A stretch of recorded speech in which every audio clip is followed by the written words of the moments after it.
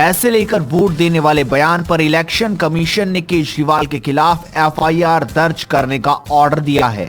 साथ ही पोल अथॉरिटी को 31 जनवरी तक इसकी स्टेटस रिपोर्ट सबमिट करने को कहा है। 8 जनवरी को गोवा में आम आदमी पार्टी के संयोजक के बयान को ईसी ने मॉडल कोड ऑफ कंडक्ट का वायलेशन माना है और उन्हें कड़ी फटकार लगाई थी।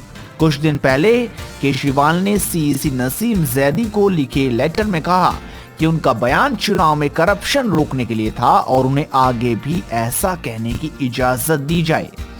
दिल्ली के सीएम ने 23 फरवरी को लेटर लिखकर कहा था कि मेरे बयान पर रोक लगाकर कमीशन ने करप्शन को बढ़ावा देने का काम किया। ईसी ने इसे अपमानजनक माना है। कमीशन ने कहा कि केजरीवाल के खिलाफ लोक प्रतिनिधित्व एक्ट और आईपीसी की संबंधित धाराओं में केस दर्ज होना चाहिए।